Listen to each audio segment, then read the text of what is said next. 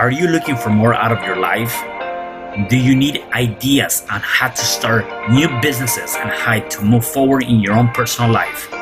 Well, guess what? You have come to the right radio show. At You Can Overcome Anything podcast show, you will learn and hear from many people from all walks of life who are sharing their challenges, their stories, the habits, and the mind shifts they had to overcome to become who they are today. On top, you will get a chance to connect and see how you can overcome anything by networking and learning about your next move through this radio show. I present to you our great speakers at You Can Overcome Anything podcast show with your host, Cesar Espino.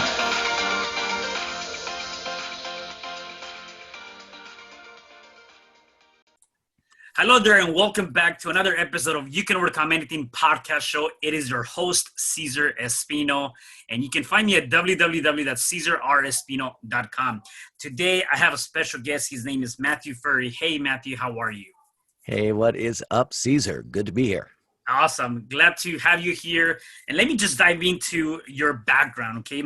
So Matthew is a master life coach, a spiritual teacher, songwriter, a best-selling author, and for the last 26 years, Matthew has coached thousands of top performers to achieve enlightened prosperity. His books, videos, audio songs, meditations, and seminars all utilize his street-tested methodology called the Rapid Enlightenment Process. Among his many projects, Ferry manages a blog, hosts the podcast Daily Entertainment with Matthew Ferry, spearheads the Ignite Mastermind, and teaches this unique process via muscle testing and teaches at school. Matthew Ferry is also the author of The Quiet Mind, Epic Life, and Amazon Self-Help and Spirituality bestseller in the US, Canada, Australia, and Japan. And Matthew and his family live in Southern California. So that's amazing. I love that. Wow. You have a lot going on for yourself. I have a lot going on. When I hear it, I'm like, whoa, I am doing all that stuff. Gee. Yeah, wow. So definitely that's exciting. So let's talk about where are you originally from and what was your upbringing like? I'm an Orange County boy, Okay, Orange cool. County, California. And my upbringing was, just sort of typical suburban Orange County kind of guy. Of course, I have a father who is a bona fide real estate agent guru, and he was out on the road traveling nonstop when I was a kid. And so for me, it was an adventure. When I was about 9 years old, I began having these crazy experiences where I felt like I was floating out of my body, and I didn't know what it was, and I had no one to talk to about it. Yeah. But the bliss and the peace was so radical that it Yeah. really drove me to try and figure out, how do I find my way back there again? And, crazy turn of events after getting fired from my record label. We never even put out that album. I started working for my father, and he began to show me all the different personal development tools and teachers and mentors and weekend events. And eventually I found my way back to that peace again. And that's sort of the theme of my life. How do I be at peace and kick ass and have a great life? Yeah, definitely. And one thing that I have here in my notes is that one of your major obstacles was to be able to feeling obligated to live a normal life, right? And fully embracing that contrarian point of view, right? And so tell me more about that, because I think that a lot of times, the one thing that I see a lot, and some of the people that are listening to us or watching us, they have different kind of backgrounds and they're going through different obstacles, right? And sometimes, just like in your case, it's a matter of how can I live a normal life, or what does that mean to even me, right? Because your normal life to you might be different for my normal life. And so how do you define that? And what does that mean to you? I think you'd have to back up. In my book, Quiet Mind, Epic Life, I begin to distinguish that the dominant state for human beings is survival. Mm. And that even though people like you and I mean, let's be honest, this thing that we're doing right now, Mhm. what a delicious, luxurious thing that we're doing is that we're taking some time out of our day Yeah. to record a conversation as we ponder and think about how do you overcome anything. Mm. There's no survival in that. Right. We're actually working on thriving. We want to have an amazing, extraordinary experience. And our predecessors, Caesar, they didn't have that benefit. Mm. Our predecessors were in actual survival situations. Yeah. And this kind of conversation would have been thought of as irrelevant, stupid, idiotic. Why on earth would you be thinking about this? So the issue that I find for myself and for the thousands of people that I have coached over the last 25 years is that we still have that hereditary survival information locked and loaded in our system. And your family and my family and our listeners' family, they conditioned each of us to operate from these old status quo ideas, old ideas that have nothing to do with today. Mm. Family, children, these kinds of things, while they contain the potential for enjoyment, for the most part, they're a serious pain in the ass because they actually don't fit with what's happening today. So we're operating with our family, with our children, with our friends, and all of that in this survival state, yet we're actually in a thriving state in this moment. So it creates a conflict. Yeah. So this idea of being a contrarian is really the idea of saying, who am I really? And what do I really want my life to be? What do I want to experience? And I'm going to say it like this. Anything that creates frustration, agitation, annoyance, doubt, fear, and uncertainty is a survival state that is not going to serve you loving your life and being at peace. Yeah. And Yeah. that's being a contrarian, brother. Like Yeah. most Yeah. No. people think suffering is awesome. Right. Well, one thing that I've learned in talking to the people, and I think it really depends on how you go about it. A lot of times, people they create, or a purpose is born out of pain. Except you gotta be able to go through those motions, and you gotta be able to have in my opinion, a strong enough purpose, a strong enough mindset to be able to turn that pain into a purpose. And a lot of people get hung up on that. And so a few things that came to mind that I want to get your input on that is, even in today's age, right? You're right. I think that a lot of us are trying to live up to the conditions from the habits that our parents or grandparents, might have gone through, right? And so how do we as people say, that was then, it is now different now, and really step into this new space? Because I believe that a lot of people is to get hung up on that and those attributes from your family, and you tend to use that for your own life, and then you get stuck. It's a phenomenal question. I think I'm going to back up Mm-hmm. and I'm going to say this. When you have a quiet mind, you're in the present moment. And that means that you are free from stress and worry and concern. And that's a big deal because according to the American Institute of Stress, 73% of Americans say that they deal with psychological stress on a regular basis. And I think right now during this time of the pandemic, it's probably going to be much higher. And this is really bad news because when you're stressed, you make bad decisions. You're making decisions. You're optimizing when you're stressed towards trying to fit in, make everything easier. You're trying to manipulate and strategize. When you are in this stress state, you don't think clearly. You're not easy to be around. Your creativity is diminished. Your energy is zapped. And if you're going to achieve your goals, if you're going to overcome the challenges to create the life that you want, that's what I call it, a living an epic life. Mm. Well, you're going to want to have the best version of you available to influence every aspect of your life. And the good news is that when you learn to quiet your mind, those debilitating effects begin to disappear. And all that stuff that used to stress you out, what I call survival mode, begins to evaporate. And that suddenly you can make decisions and choices that are good for you. And that enables you to create the life that you want and overcome those challenges. Yeah. So probably the question is, how do you get yourself to quiet the mind, right? We have so many thoughts going in through our head per second, per minute, right? And so how do you get into that state of mind where you can really quiet your mind to be present in the now moment? It's a really, really, really important question. And in the book that I wrote, Quiet Mind, Epic Life, I outline a process that I've developed. And Cesar, I'm not like most of my teachers. So most of my teachers, they were people who wrote books and did seminars and lectures and all of that stuff. And they had this luxury of sort of pontificating, but not really being held accountable to results.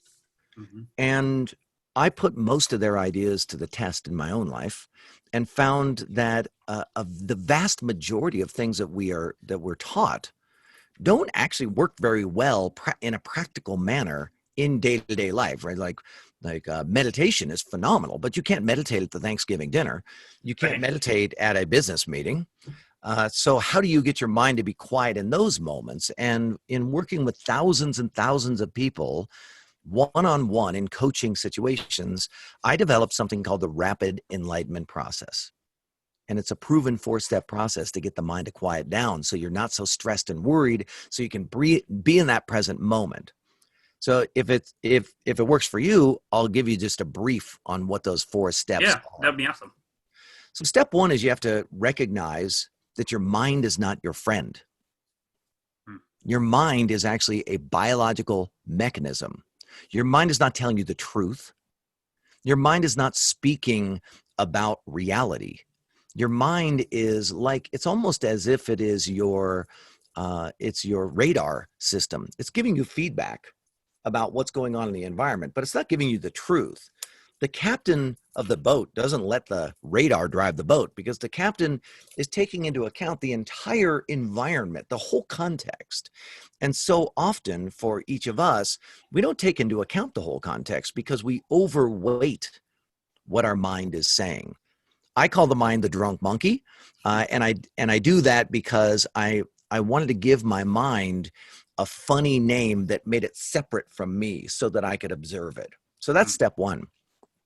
Step 2 is to recognize that the drunk monkey has a source, that the talking in your head is not the cause, it's the effect. And that the cause is consciousness itself, which at this time in science is an unknown thing. We haven't been able to define what creates thinking.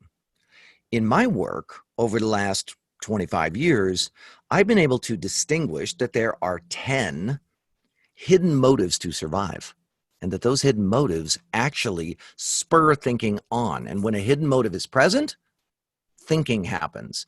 And when the hidden motives are not present, the mind is quiet. So step 2 is recognize greed, grudge, hatred, victim, illogical rules, humble, traitor, pride, resistance, and lazy. Those 10 things, if any one of those are present, your mind is talking. Then step 3 is you've got to practice using something called enlightened perspectives. And an enlightened perspective is so simple. It just assumes that all is well. And you can imagine, Cesar, how hard that is right now to assume that all is well. But if you keep backing up, you begin to recognize that all of our concerns and all of our fears and all of our angst is really about not getting something, not getting somewhere, not having something. And those attachments assume that all is not well. And they're illusions, they're not real. So step 3 is to use enlightened perspectives. And then step 4, it's interesting. I was just talking to, I was just on another podcast recently, and the guy had read my book and was like fanatical about it.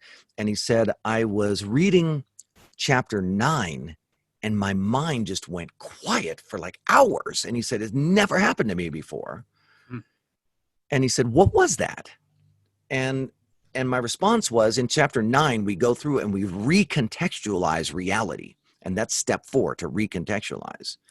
And when you recontextualize reality and you begin to assume that all is well, your mind goes quiet. And Cesar, here's the game for your listeners. When your mind goes quiet, you're creative, you're resourceful, you're empowered, you're lit up, you're energized, you can kick ass, you can make great decisions. When your mind is quiet, you're not burdened by all the chatter and all that crazy stuff in there that talks you out of stuff.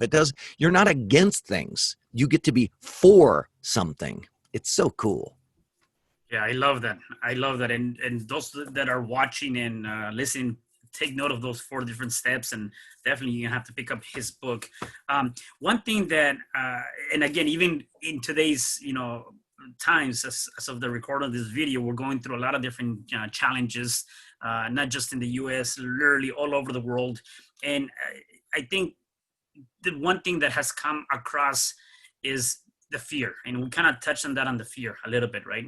Except I feel that a lot of people are allowing the fear to take away the opportunity for them in the near future. And so one of the things, from your experience and dealing with so many different people, teaching for so many years, how do you help people step out of that fear, or recognize that that fear is just like some of the saints, it's just a false illusion becoming reality, right? How do you step out of that and say, you know what, don't let that take away the opportunity that you have in front of you? Because I like your step number 4, assume that everything's going to be, number 3, I'm sorry, assume that everything's going to be well. Yet when you have that fear, it's kind of hard to do so, right? Well, apparently the birds are joining us this morning, and we're up here in the mountains today and doing our podcast interview. Yeah. So that fear, first of all, fear is phenomenal. Fear is an amazing thing. And if we can begin to celebrate fear and recognize that it's a biological phenomenon that has been extraordinary at keeping us alive, that is really helpful, because awareness makes you flexible. Flexibility reveals new options, and options give you power. That is one of the cornerstones of my methodology, is awareness. So as you step back and you begin to understand what is the source of the fear, you will start to realize that all fear is based on some illogical conclusion that if I optimize my situation more, I'm going to somehow survive better. And why that is an illusion, I apologize here, I should turn my phone off here. Why that, I'm like the noisiest podcast guest you've had. Well, why that is an illusion is that you are going to die. And your death will be sad for a little while, and then we'll all get over it. And any relevance that you are expressing, like, I'm relevant and I need this and it's important and I'm good and I'm going to make a difference in the world and all of that stuff, that's all survival based information. Leaving your mark is really about the collective. You're trying to help the collective to survive longer. And it's lovely to think about, but in the end, we don't need you. We don't need you to do anything. You're not important. I'm not important. None of it is important. And that is an extraordinarily powerful context, because when you realize you don't matter, I don't matter, none of it matters, you can then begin to choose what does matter. And when you do, your fear starts to subside, because your fear is all connected to some illogical conclusion that your survival is important. When you can begin to recontextualize the relationship that you have to your life, then you can take bold, powerful action without getting caught up in all of the fear. The things that we're experiencing today, the pandemic and the civil unrest, for me, I experience it as a celebration, because the way that I have observed not only my own accomplishments, but the accomplishments being literally side by side with thousands of people, Cesar, like right there by their side as they're going from wherever they are now to some new level of success and empowerment. What I've experienced is that breakdown is the beginning of breakthrough, that success is a series of well-managed breakdown, and that success and destruction go hand in hand, that you must destroy what is here in order to succeed, because success is a creative act. So if you think about it, creation and destruction are the exact same thing on a different place in the timeline. Creation itself, if I'm going to overcome something, I'm overcoming it because I want to create something new. If I want to create something new, I have to rearrange what's there in my life. What is rearranging? That means destroying it. Yeah. I'm ripping this part off and putting that over there. And that's what's happening in the world right now. And it's a monstrous, beautiful, amazing celebration that is occurring. And where is it leading? It's leading to the transformation that all of us can see. We can see that the age of the oppressive white man is ending. And we can see that admitting that the world is predominantly brown is here. It's here. Yeah. And we haven't been willing to deal with it. And finally we are. It's a pretty awesome place. Yeah. You know, I really enjoyed the way you put that into content, and you're absolutely right. I never saw it that way, right?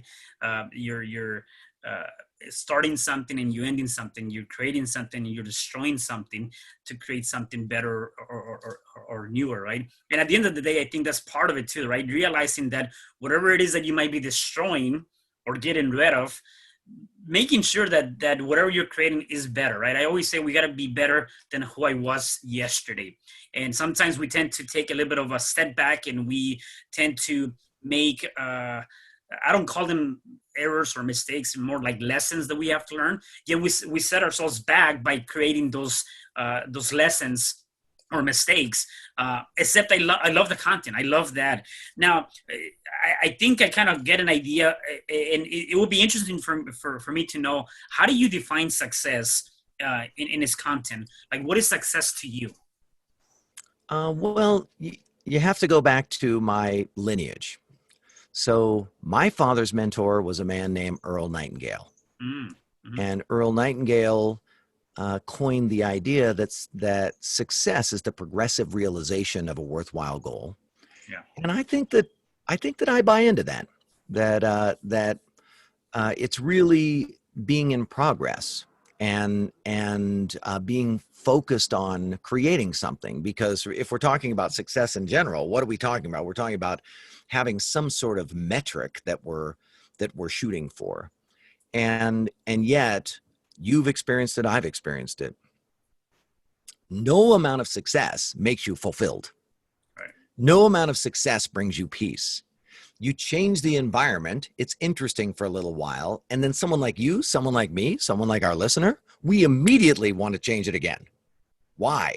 Because the process of creating the change was so delicious.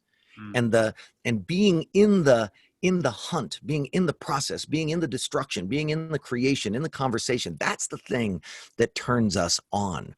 You, me, we are growth.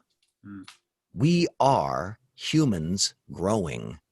And by the way, not everybody is that, brother. If you look around, there's plenty of people who growth isn't their thing. Right. Yeah. But for you, for me, for your listener, come on. We are growth. We love to be in the process. We can't help it. Yeah. And I listened to Errol Nightingale a lot, and then I think it was Jim Rohn and also Tony Robbins. They do talk that you got to keep progressing to keep growing. And you're right. I mean, I think I'm never going to get to a point where I'm satisfied with one thing, and you got to be able to continue to grow. You got to be able to continue to progress, and that's the way Earl Nightingale said it is the best way, in my opinion, too. One thing that I realized is that you obviously have so much in you, and so I want to kind of talk about how did you decide to become a songwriter, from writing a book to being a life coach. What is the songs about, or what is that about? Okay, good. Well, that's a good question. I think first of all, I don't think that you chose to be a growth-oriented person. I think that you were born this way, as was I, as was our listener. We don't choose, like when Tony Robbins or any of our mentors of the past say you have to keep growing, blah blah blah. It's a little bit of bullshit. You can't help it. You just are growing.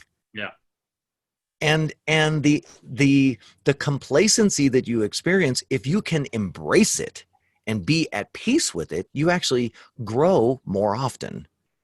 And one of the worst things that we can do as growth-oriented individuals is be upset that we're not growing, because we're gonna grow. But like everything, the waves aren't amazing and huge at the beach every day. Right. They come, they bubble up. There are times when the waves are amazing and we can ride it and it's exciting. And then there's times when we just need to chill out on the beach and do nothing. So I just wanted to address that. But going back to this idea, I didn't choose to be a songwriter. I didn't choose to be a spiritual teacher. I didn't choose to be an executive life coach. Those things emerged. And my obsession since 9 years old has been peace and flow and joy and certainty and the experience of being in a loving state. And it doesn't mean that I've been there the whole time, not even remotely close. Yeah. And so my books, my songs, my podcasts, my videos, like everything that I do sort of focuses in on this expression of you can be at peace, have a quiet mind, and live an epic life. It is possible. I'm doing it. I've trained thousands of other people to do it. You can do it too. And that I can't get it to stop, Cesar. It just keeps coming out of me. Yeah. It's a fire hose. No, I got you. So do you have any habits or rituals or anything that you do on a day-to-day basis to keep you in this positive mindset? Yes. One of the things that I do on a regular basis is I recontextualize everything that I experience to have the experience that all is well. So recently we were working on an investment, and the investment was taking 9 months long to have this investment turn out. And every quote bad thing that could possibly happen happened. And we got stolen from, we got, thwarted. We just like on and on and on and on. But my wife is an exceptionally committed individual, and she just kept overcoming the obstacles to make it happen. And my job in that process was to find the context that brought us back to peace so that we could utilize our peace to make great decisions. And one of the habits that I am constantly working on is this idea of recontextualization. I want, and I feel compelled to take everything that is happening in the world, in my world. It's not happening in the world, it's happening in my world. Everything that's happening in my world, and shift the context such that I am experiencing peace and flow. Even if the shit is hitting the fan, even if it's nasty and terrible, even if it's uncomfortable, and I'm not talking about putting my head in the sand, and I'm not talking about it being irrational, and I'm not talking about being a Pollyanna. What I am talking about is being unbelievably rational and checking my greed at the door, checking my pride at the door, checking my victim at the door, because those things get in the way all the time. And they actually rob me of my ability to think clearly and effectively. Peace is unbelievably pragmatic. Yeah. Yeah. It reminds me of this proverb, an African proverb that says, if there's no enemy inside, there's no enemy outside that can do you no harm, right? And kind of going back to you, what you're saying, when you start, working on your world, your inner world, whatever's inside of you, then there's nothing outside that can really harm you or do you any harm because you're working through that. So it definitely, I definitely believe that, and I think that that's something that is definitely a much easier said than done. Yet I think that we all need to work towards that I like that peace and flow of your life. Yeah, and it is not easy. And I will tell you that I have cracked the code. Mm. And I've cracked the code with thousands and thousands and thousands and thousands of hours of coaching top performing people and helping them to get out of using anger and frustration and that's like, I'm going to make this happen, right? Yeah. Because that what I found was they were, I'm going to make this happen, and then they were destroying everything in their life in the process. Mm. And they were hoping that someday, when I have a few clients right now who are billionaires, and they were hoping that someday when they had the billions that everything was going to work itself out. And I will tell you, it don't work itself out. Yeah. Life is just more complex and even more annoying. Mm-hmm. So I've created this system sort of almost out of survival, as I wanted people to continue to pay me as a coach. Yeah. And the one thing that they saw in me was, wow, Matthew, how do I have that piece too? And so the rapid enlightenment process is that system for getting to peace. Got it. Talking about your life coach. So are you working with individuals one-on-one basis? Is it a group setting? Is it I do corporations both. or okay, got you. I do both. So I have the Ignite Mastermind, and the Ignite Mastermind is that group of people who are what we call high conscious go-getters. Mm. Okay. So they're high conscious. They're like you. They're committed and devoted to expanding their conscious awareness, but they're also committed and devoted to having an amazing life. Then in my life coaching practice, my life coaching practice is predominantly for CEOs and executives, and I work mostly on Wall Street, whereas the Mm-hmm. Ignite Mastermind group is entrepreneurs and executives from all over in all kinds of different industries. Got it. Got it. And tell me a little bit about your podcast. What's the content of your podcast? What is that you're sharing in that? I did my podcast for one reason and one reason only. I wanted to make sure that I documented every single thing that was coming through me and put it out there in the world in a way that anyone could consume it and benefit from it.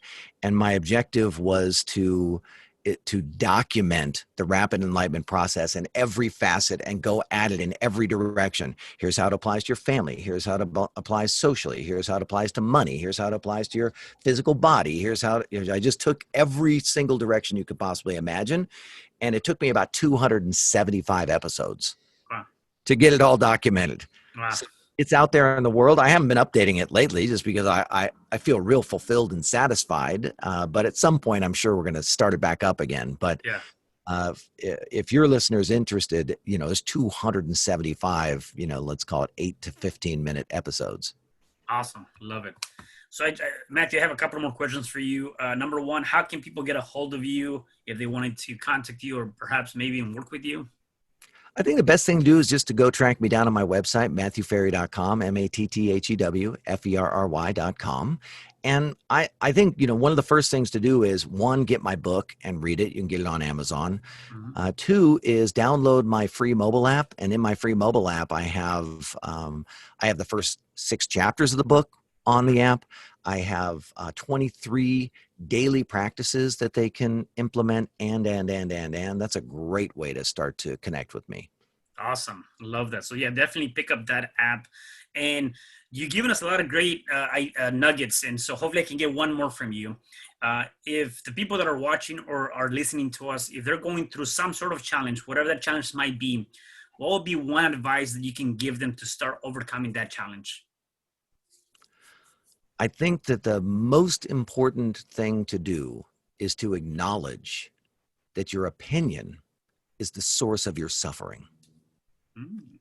And that if you shifted your opinion and you changed the contextual framework, how you're relating to the situation, your suffering would reduce.